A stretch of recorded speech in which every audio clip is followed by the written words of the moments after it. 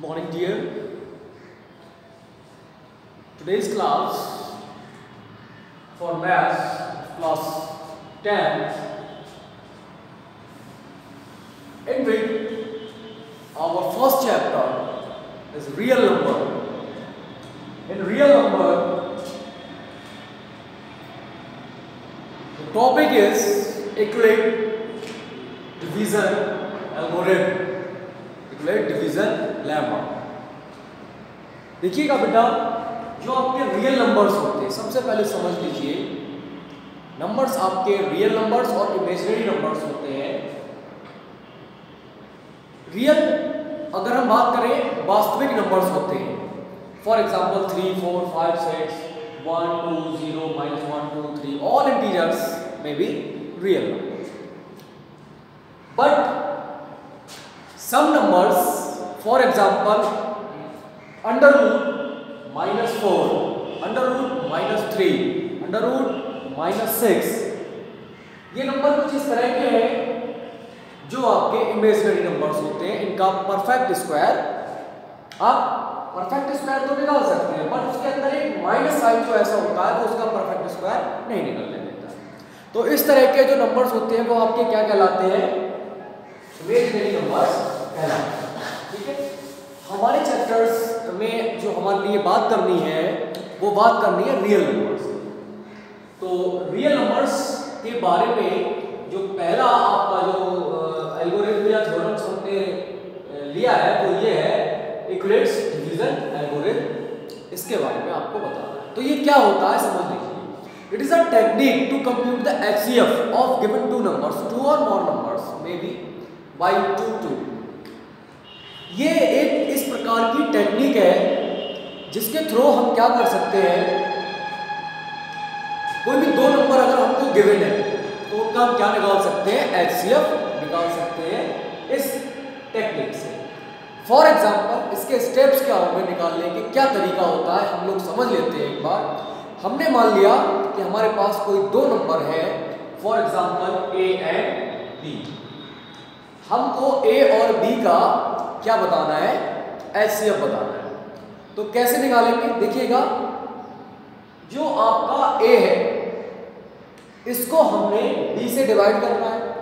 तो डिवाइड करने पर आपका कोई ना कोई क्वोशिएंट आएगा। मान लिया कि आपका क्वोशिएंट आया क्यू, और इसका कोई ना कोई रिमाइंडर आएगा। हो सकता है 0 आ जाए, 1 आ जाए, 2 आ जाए, 3 आ जाए, कुछ भी आ सकता है। तो इसका कोई ना कोई रिमाइंडर भी होगा। ठीक है बेटा, हमको करना क्या है? इन चारों में रिलेशन निकालना है। तो देखिए हमारे पास नंबर था ए, डिवाइड किया था हमने बी से,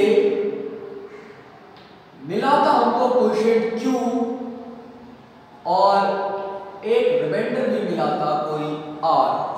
ठीक है, ये कुछ नया नहीं है, ये पुराना ही आपका टेक्निक है। उसमें हम लोग क्या करते थे, जब किसी डिवाइजर से डिवाइडेंड को डिवाइड करते थे, या किसी नंबर को जिसको हम डिवाइडेड कहते हैं, जिसको डिवाइड किया जाता है, तो हमें क्वोशिएंट भी मिलता है, रिमाइंडर भी मिलता है। अगर हमको डिवाइडेड कैलकुलेट करना होता था तो हम क्या करते थे? डिवाइजर की क्वोशिएंट की मल्टीप्लाई करते थे और रिमाइंडर उसमें ऐड कर देते थे। तो सेम यही है, ए आपका डिवाइडेड है, बी डिवाइजर है, क्यू क्वोशिएंट है, आर आपका रिमाइंडर है। ये तो आपका जो नंबर है या उसको लिखने का तरीका है। ठीक है, और ये ही आपका एक बेसिक इंफॉर्मेशन कह लीजिए, या बेसिक ट्रिक कह लीजिए, या फिर बेसिक फॉर्मूला कह लीजिए आपका यूक्लिड lemma डिवीजन का है। ठीक है, जिसमें आपका एचसीएफ डिपेंड करता है रिमाइंडर पर। एचसीएफ डिपेंड करेगा रिमाइंडर पर। कंडीशन फर्स्ट है, if R is equal to 0, अगर आपका रिमाइंडर 0 है तब ए और बी इन दोनों का जो एचसीएफ होगा, HCF of A B is equal to Q. क्या होगा? HCF of A B Q होगा। ये पहली कंडीशन है। Second condition, if R is not equal to 0। Second condition में हमने माना हुआ है कि अगर आपका आर 0 के इक्वल नहीं है तब क्या करेंगे? तब हमको इसी स्टेप को कंटिन्यू, इस प्रोसेस को कंटिन्यू करना है। कब तक करना है? जब तक कि आपका रिमाइंडर 0 नहीं आ जाता है, तब तक उसको आप कंटिन्यू करते रहिएगा। और आपका जब रिमाइंडर 0 आ जाए तब आप इसको लीक कर सकते हैं। कौन कौन से नंबर्स को लेते रहेंगे? b को लेते रहेंगे और r को लेते रहेंगे, और ऐसा ही प्रोसेस तब तक करेंगे जब तक कि आपका रिमाइंडर 0 नहीं आ जाता। तो इस ट्रिक से हम लोग क्या कर सकते हैं? इस ट्रिक से हम लोग रिमाइंडर्स कैलकुलेट कर सकते हैं और आराम से अपना आंसर निकाल सकते हैं। तो इसी बेस्ड हम लोग एक क्वेश्चन सॉल्व करेंगे और इसको ही अप्लाई करेंगे। क्वेश्चन है आपका, देखिए लिख लीजिएगा, आप नोट कर लीजिए। Use Euclid's algorithm to find the HCF of 272 and 1032। Question note कर दे रहा हूं, आप लोग भी नोट कर लीजिएगा। Use Euclid's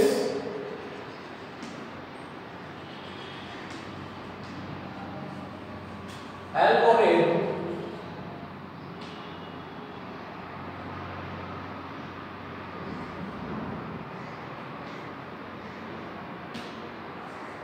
find the HCF of 272 and 1032। Question एक बार मैं फिर से रिपीट कर रहा हूं। Use Euclid's algorithm to find the HCF of 272 and 1032। ठीक है, यूक्लिड्स एल्गोरिथम का यूज करके आपको इनका HCF निकालना है। तो मान लीजिए, देखिए जो भी नंबर आपका इसमें बड़ा होता है उसको आप ऑलवेज a मानते हैं। तो यहाँ पर आपका जो a था वो ग्रेटर देन था b से। तो इसमें आपका ग्रेटर देन नंबर कौन सा है? इसका सॉल्यूशन होगा आपका, लिखिएगा 1032 इज ग्रेटर देन 272। इस नंबर में आपका जो 1032 है वो 272 से लार्जर है, ग्रेटर है, बड़ा है। तो हम लोग सिंपल पहले इसका डिवीजन मेथड से HCF कैलकुलेट करते हैं। तो हम क्या करेंगे, ये हमारा रफली वर्क होगा, 272 से डिवाइड कर दीजिए 1032।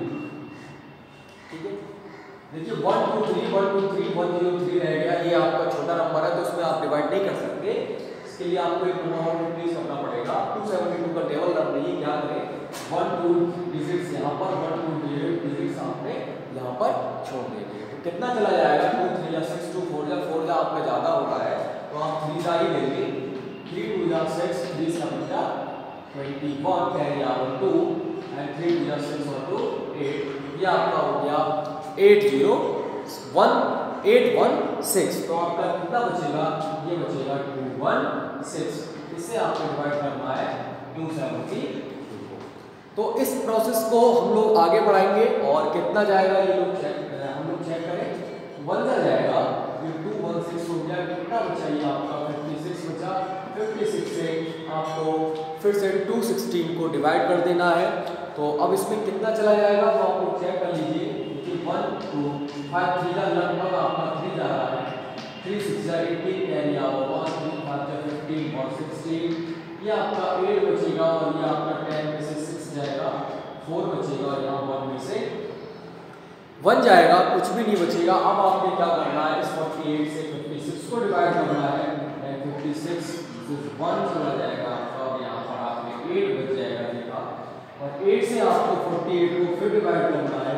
8 6 जा 48 और ये यहाँ पर आपका रिमाइंडर आ गया 0। तो इस क्वेश्चन में ध्यान से देखिएगा बेटा, किस नंबर से डिवाइड करने पर रिमाइंडर 0 मिला था? वो नंबर था आपका 8। ये हम लोग क्लास 6 से करते आ रहे हैं। तो इसमें आपका आंसर क्या आने वाला है? इसमें आपका आंसर आने वाला है 8। अभी हम लोग यूक्लिड लेमा डिवीजन का यूज करके करेंगे। तो देखिएगा बेटा, हमारा जो फर्स्ट स्टेप होगा वो क्या होगा? सबसे पहले हमने देखा कि हमारे पास जो लार्जर नंबर था वो था 1032 और इसको हमने डिवाइड किया हुआ था 272 से और क्वेश्चन मिला था हमारे पास 3, तो मल्टीप्लाई में आ जाएगा 3 और प्लस यहाँ पर जो रिमाइंडर मिला था वो मिला था हमको 200। 16। ठीक है, अब हमारे पास जो नंबर हो जाएगा वो हो जाएगा, अब हमें कंटिन्यू प्रोसेस करना है। ये स्टेप फर्स्ट था, सेकंड स्टेप इसमें आएगा। अब हम 272 को डिवाइड करेंगे किससे, 216 से। जब हमने 272 को 216 से डिवाइड किया था तो हमको मिला था यहाँ पर 1 और प्लस रिमाइंडर आया था हमारे पास 56। कितना रिमाइंडर आया था बेटा, 56 रिमाइंडर आया था। अब यही प्रोसेस आगे बढ़ाएंगे। थर्ड नंबर पर हमारे पास जो 216 है वो इधर आ जाएगा और 56 से इसको हम डिवाइड करेंगे। देखिएगा जो 56 है उससे जब हमने 216 को डिवाइड किया तो हमारे पास क्वेश्चन 3 आ गया, रिमाइंडर 48 आ गया। तो ये 3 हो गया प्लस का 48 हो गया। अब हमने क्या करना है, 56 को फोर्थ स्टेप पर फिर डिवाइड करना है 48 से। कितना क्वेश्चन जाएगा, 1 क्वेश्चन गया था, 48 से डिवाइड किया था और रिमाइंडर आपके पास यहाँ पर बचा था 8। अब अगली बार हमने फिर से 48 को डिवाइड कर दिया था किससे, 8 से, और यहाँ 6 चला गया था प्लस रिमाइंडर आ गया था 0। ठीक है बेटा, ये आपका क्या आ गया, रिमाइंडर 0 आ गया। तो इसकी हम जब कंपेयर करेंगे a = bq प्लस r, और r क्या आ गया आपका 0, देन b तो 8 था, a तो 48 था, तो क्वेश्चन क्या हो जाएगा आपका 6 हो जाएगा। और यही क्वेश्चन आपका क्या कहलाएगा, HCF कहलाएगा। तो इसको आपको अपने जहन में बिठा लेना है कि इस तरह से हमारा प्रोसेस होता है। तो मुझे लगता है कि एक क्वेश्चन अगर आपको सही से समझ में आ रहा है तो बाकी के सारे क्वेश्चन इसी मेथड पर बेस्ड होते हैं, यूक्लिड लेमा डिवीजन के। तो आप लोग कोशिश कीजिएगा ज़्यादा से ज़्यादा क्वेश्चन करने की यूक्लिड लेमा डिवीजन से। आपके पास एनसीईआरटी की बुक्स हैं, उसमें भी दे रखे हैं, जिसके पास जो बुक अभी स्विचेबल है, उपलब्ध है, तो वो लोग उससे कर लें। फिलहाल एनसीईआरटी की बुक तो हर बच्चे के पास होनी चाहिए। इसके अलावा अगर आपके पास आर डी शर्मा है या आर एस अग्रवाल है या कोई भी अदर पब्लिकेशन की बुक है तो आप उससे कर लीजिए, आपके लिए बेनिफिशियल रहेगा। फिलहाल तो आपको एनसीईआरटी करनी ही करनी है, उससे रिलेटेड जितने भी क्वेश्चन है वो करने हैं। आपको नोट्स भी एनसीईआरटी के बुक के ही बनाने हैं, तो आप लोग एनसीईआरटी के नोट्स के बुक बना लीजिए। उसके साथ साथ ये क्वेश्चन भी अगर आप अटैच कर लेंगे तो बहुत बेहतर होगा। तो आप लोग इस क्वेश्चन को ध्यान से फिर समझ लीजिएगा, एक बार वीडियो को फिर से रिप्ले कर लीजिएगा। अगर कहीं कोई प्रॉब्लम आती है तो आप लोग अच्छे से समझ जाएंगे। ये रिकॉर्डेड रहेगी आपके पास, आप जब चाहे तब देख सकते हैं। इसी थ्योरम से रिलेटेड आपका एक क्वेश्चन नेक्स्ट इस प्रकार से भी आता है, show that any positive even integer is of the form of 2m and that every positive odd integer is of the form of 2m plus 1 where m is some integer। इस question में बेटा हम लोगों को क्या दे रखा है, इस क्वेश्चन में दे रखा है कि m हमारे पास कोई एक ऐसा पॉजिटिव इंटीजर है और आपको शो ये करना है कि अगर वो इंटीजर आपका अगर पॉजिटिव इवन इंटीजर है तो उसकी फॉर्म 2m होगी, और अगर वो आपकी फॉर्म अगर ऑड वाली है तो 2m plus 1। देखिएगा जो आपके पास यूक्लिड लेमा डिवीजन के अकॉर्डिंग थ्योरम है वो a = bq plus r होती है, और जहां पर r आपका रिमाइंडर है, इस रिमाइंडर की जो रेंज होती है वो 0 से लेकर b तक होती है। Whether r is lies between 0 to b और r should be greater than or equal to 0 but less than b। r का मान जो है वो आपका 0 से बड़ा या बराबर होना चाहिए, या फिर कहें तो b से छोटा होना चाहिए, मतलब 0 से b तक की रेंज का होना चाहिए, बट b नहीं होना चाहिए, क्योंकि b से आपने नंबर डिवाइड करना है तो वो आपका अगर b आता है तो डिवीजन सही नहीं माना जाता है। तो इस बात को ध्यान में रखते हुए हमने मान लिया कि कोई भी नंबर आपका ऑड कब होगा, इवन कब होगा, ये कौन डिसाइड करता है, ये डिसाइड करता है आपका नंबर 2। अगर वो नंबर आपका 2 से डिविजिबल है अगर नंबर आपका 2 से डिविजिबल है तब तो आपका कैसा नंबर है, इवन नंबर है। कैसा नंबर है, इवन इंटीजर है। और अगर आपका 2 से डिविजिबल नहीं है, मतलब रिमाइंडर कुछ ना कुछ बच रहा है, आइदर 1 ही बचेगा 2 से अगर डिवाइड करेंगे तो रिमाइंडर अगर 1 बच रहा है तो वो नंबर आपका कैसा होगा, ऑड होगा। कहने का मतलब अगर आपका रिमाइंडर इवन नंबर है, रिमाइंडर कैसा नंबर है, इवन नंबर है, तब आपका जो नंबर होगा या जो इंटीजर होगा वो आपका किस प्रकार का होगा, इवन इंटीजर होगा। अगर पॉजिटिव है तो इवन पॉजिटिव इंटीजर होगा, नेगेटिव है तो इवन नेगेटिव नंबर होगा। तो ये डिपेंड करता है आपका किस पे, इंटीजर पे डिपेंड करता है कि वो किस नेचर का है। तो हमारे पास जो इन्होंने बोला है पॉजिटिव के लिए बोला है और m आपके लिए वो इंटीजर दे भी रखा है। तो हम ये मान लेते हैं कि जो आपका कोई भी नंबर है, मान लीजिए n कोई नंबर हमने मान लिया, लेट n एनी आर्बिट्री है, आर्बिट्री नंबर है, let n any arbitrary, n आपका कोई आर्बिट्री है और ये इस तरह से हमने सपोज किया है कि n is equal to 2m, n is equal to 2m है, क्योंकि m आपको कोई नंबर दे रखा था। अगर हम इस नंबर की 2 से मल्टीप्लाई करेंगे तो ये क्या हो जाएगा, आपके पास इवन नंबर हो जाएगा। अब हो सकता है कि ये नंबर कोई रिमाइंडर भी दे रहा हो हमें, क्योंकि इसके बारे में कोई जानकारी तो है नहीं। तो हम क्या लिख सकते हैं इसको, n is equal to 2m plus r, n is equal to 2m plus r। अब ये r डिसाइड करेगा कि आपका इवन नंबर किस फॉर्म में लिखा जाना है, ऑड नंबर किस फॉर्म में लिखा जाना है। बट देखिए r की जो रेंज है 0 टू b है, तो हमारे पास b की वैल्यू क्या है, यहाँ पर 2 है। तो हमारे पास जो r होगा, रिमाइंडर होगा, उसकी रेंज हो जाएगी r is should be less than greater than और equal to 0 but less than 2। r की वैल्यू 0 से लेकर 0 या 0 से बड़ी, बट 2 से आपकी जो वैल्यू होगी वो छोटी होनी चाहिए, इस तरह से आपको लेनी है। तो देखिएगा हम यहाँ से पहली बार में अगर r की वैल्यू का सेट बनाएं तो क्या होगा, 0 होगा, 1 होगा, बट 2 नहीं होगा। तो हमारे पास केवल 2 सेट ही बनेंगे, 0 और 1, एक सेट में 2 ही नंबर्स होंगे। तो पहला नंबर अगर हमने r इज इक्वल टू 0 लगाना है, r इज इक्वल टू 0, तो नंबर क्या मिलेगा, n is equal to 2n। जब रिमाइंडर 0 होता है तब आपका ये नंबर 2 से डिविजिबल है, इसका मतलब ये कैसा नंबर होगा, ये नंबर होगा आपका इवन पॉजिटिव इंटीजर।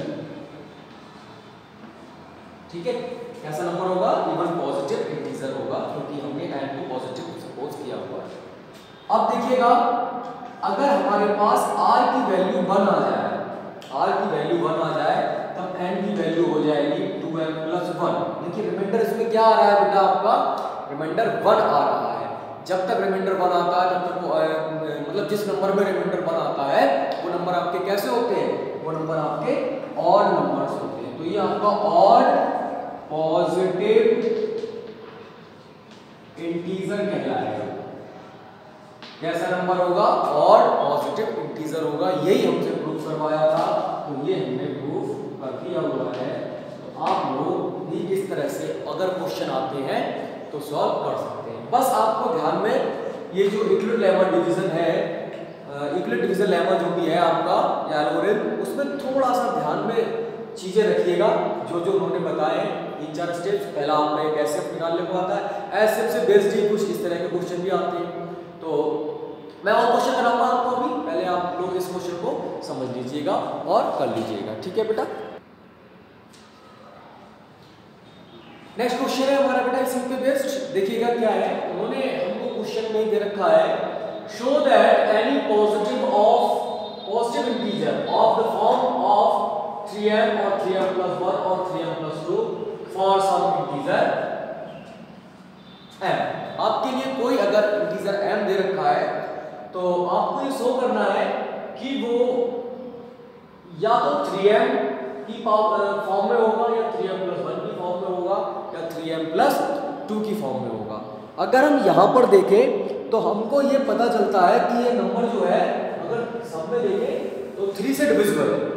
इसका मतलब हम एक नंबर कोई ऐसा सपोज करेंगे सॉल्यूशन में, लेट एनी पॉजिटिव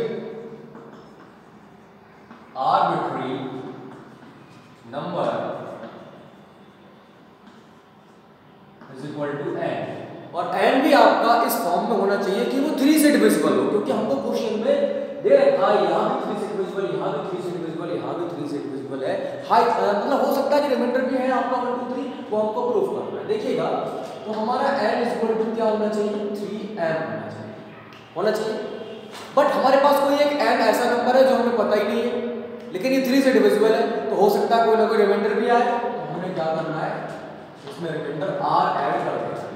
अब देखिए इक्वलेट साथ की जो हमारे पास कंडीशन है वो क्या है, रिमाइंडर की जो रेंज होती है वो ग्रेटर देन और equal to 0 but less than b, यानी कि आपका 3 होनी चाहिए। तो रिमाइंडर के लिए अगर आप नंबर्स का सेट बनाएंगे तो क्या होगा, 0 होगा, 1 होगा, 2 होगा, बट 3 नहीं होगा।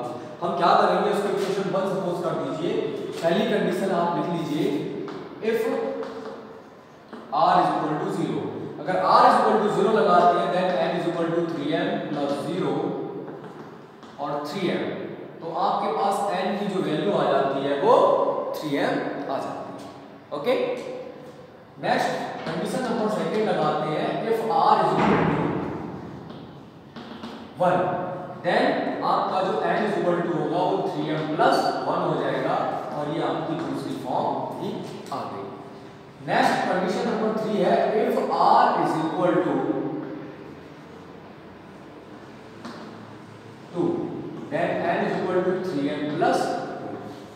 तो क्वेश्चन में जो उन्होंने हमको बोला था कि ये जो पॉजिटिव इंटीजर होगा वो किस किस फॉर्म का हो सकता है, 3m का हो सकता है, 3m प्लस 1 का हो सकता है, आइदर 3m प्लस 2 का भी हो सकता है। तो देखिएगा हमारे पास जो n की वैल्यूज है वो कौन कौन सी हो सकती है, उनके लिए जो सेट है देखिएगा, एक तो आपका 3m है, एक आपका 3m प्लस 1 है, और एक आपका 3m प्लस 2 है। तो इस प्रकार के आपके n की वैल्यूज जो होंगी वो 3m या 3m प्लस 1 या 3m प्लस 2 होंगी। तो आप लोगों को भी इस तरह के क्वेश्चन ऐसे ही करने हैं। अभी अगला क्वेश्चन करते हैं। नेक्स्ट क्वेश्चन आपका देखिए दे रखा है, so that every positive odd integer is of the form of 6m plus 1 और 6m प्लस 3 और 6m plus 5 for some integer m। किसी भी इंटीजर m के लिए जो आपका हर एक ऑड इंटीजर होगा, पॉजिटिव ऑड इंटीजर होगा, उसकी फॉर्म 6m प्लस 1 होगी या 6m प्लस 3 होगी या 6m प्लस 5 होगी। ये भी आपको प्रूफ करना है। तो सिमिलर क्वेश्चन था इसकी तरह हमारा लास्ट वाला, और ये वाला क्वेश्चन भी हम लोग समझते हैं। हम इसके सोल्यूशन में क्या करेंगे, वही पुरानी technique, let n is any arbitrary number. मान लिया हमारे पास कि n कोई एक आर्बिट्रेरी नंबर है। अब देखिए हर एक क्वेश्चन में हर एक नंबर में आपका 6 आया हुआ है यहाँ पर, इसका मतलब ये नंबर आपका 6 से डिविजिबल रहा होगा। हमने क्या करना है, but n is equal to 6m, m के लिए दे रखा है तो m को ही मल्टीप्लाई करेंगे 6m, तो इसका कोई ना कोई रिमाइंडर भी आया होगा, वो आपका r रहा होगा। देन रिमाइंडर की रेंज क्या रही होगी, r रही होगी आपकी 0 से लेकर 6 तक। इसके लिए अगर हम सेट बनाए तो रिमाइंडर का सेट आएगा 0 1 2 3 4 एंड 5। ठीक है बेटा, तो अब हम कंडीशंस देंगे, if r is equal to 0 then number क्या होंगे आपके पास, देखिएगा तब नंबर होगा आपके पास n is equal to 6m। Second condition, if r is equal to 1 then n की वैल्यू क्या होगी, 6m प्लस 1। थर्ड कंडीशन आती, if r is equal to 2 then n की वैल्यू 6m प्लस 2। ठीक है बेटा। Fourth condition, if r is equal to 3 then n is equal to 6m plus 3। Fifth condition, if r is equal to 4 then n is equal to 6m plus 4। And sixth condition, if r is equal to 5 then n is equal to 6m plus 5। ठीक है, अब 6 वाला है नहीं। अब हम लोग क्या करेंगे, चेक करेंगे कि ऑड कौन सा है, इवन कौन सा। तो देखिए जिसका रिमाइंडर अगर आपका ऑड है तो वो नंबर भी ऑड होगा, जिसका रिमाइंडर अगर आपका इवन है तो वो नंबर भी आपका इवन होगा। ये बात आपको ध्यान में रखनी होगी। ठीक है बेटा, तो देखिए यहां पर आपका ये 0 है तो ये तो आपका इवन हो गया। ऑड वाला कौन सा बचा, ऑड वाला एक आपका नंबर ये है, ये 3 है तो ये भी आपका ऑड है, ये 5 है, ये भी आपका ऑड है। आपका जो बचा 0 है, 1 है, 2 है, ये वाले नंबर्स आपके जो है वो इवन वाले हैं और बाकी के जो हमने अभी इधर मार्क किए हुए हैं वो आपके ऑड वाले हैं। तो देखिए क्या क्या हमको यहां से देखने को मिला। बीसी हमने देखा, क्या देखा बेटा कि n जो है उसका जो सेट बनेगा आपका पॉजिटिव ऑड इंटीजर के लिए वो बनेगा 6m + 1, 6m + 3, 6m + 5। और यही बात हमको क्वेश्चन में प्रूफ करवाई हुई है कि आपको ये प्रूफ करना था और ये हम लोगों ने प्रूफ कर दिया। तो इस प्रकार के भी क्वेश्चन आपको आएंगे और आपको इसी तरह से ये क्वेश्चंस सॉल्व करने होंगे। तो आप लोग समझ गए कि किस तरह से क्वेश्चन आते हैं, किस तरह के क्वेश्चन करते हैं। ऐसे ही बहुत सारे क्वेश्चन होंगे जो आपको आपकी बुक्स में भी मिलेंगे, आप लोग उनसे हेल्प लीजिएगा बुक से और उसको सॉल्व करने की कोशिश कीजिएगा। बाकी अभी तो थोड़ी सी पैंडेमिक है और थोड़ा गवर्नमेंट्स के भी ऑर्डर्स हैं, स्कूल नहीं खुल पा रहे हैं, तो हम लोग पूरी कोशिश कर रहे हैं कि आप लोगों को सारी चीज़ें मिल पाएँ, आप घर पर बैठ कर भी स्टडी कर पाएँ जैसे कि गवर्नमेंट का अभी ऑर्डर है। बट जैसे ही स्कूल खुलते हैं तो हम लोग म्यूचुअल इंटरेक्ट करेंगे और जो भी प्रॉब्लम्स होंगी अपनी आपस में फिर शेयर कर लीजिएगा और पूछ लीजिएगा। फिलहाल अगर अभी भी कोई दिक्कत है तो आप लोग बीच में डिस्कस करते रहिए मुझसे, व्हाट्सएप पे भी सेंड कर दीजिए या फिर कमेंट बॉक्स में डाल दीजिए या फिर मुझे इन्फॉर्म कर दीजिए कि सर ऐसी ऐसी प्रॉब्लम हो रही है, तो मैं कोशिश करूँगा कि आपकी प्रॉब्लम सॉल्व आउट कर सकूँ। आप लोग ज़्यादा से ज़्यादा क्वेश्चन को अटेम्प्ट कीजिए, ज़्यादा से ज़्यादा सोल्यूशन कीजिए। देखिए मैथ्स जो है वो प्रैक्टिस की चीज़ है, जितना ज़्यादा आप प्रैक्टिस करेंगे उतना ही ज़्यादा आपका मैथ्स स्ट्रॉन्ग हो जाएगा। अगर आपने प्रैक्टिस करना छोड़ देंगे तो आप धीरे धीरे चीज़ें भूलने लगेंगे। तो आप लोग बेटा ये सारी चीज़ें ध्यान से समझिए और पढ़िए, ठीक है। बाकी की जो भी क्वेश्चंस होंगे, जो भी थ्योरम्स होंगी वो हम नेक्स्ट स्टार्ट करेंगे। आज का ये आपका फर्स्ट लेक्चर था, फर्स्ट वीडियो है। इसके बाद अब कंटिन्यू वीडियो आएगा, कंटिन्यू क्वेश्चंस का वीडियो आएगा और आप लोग इस तरह से ही पढ़ते रहिए, ठीक है। Okay, thank you.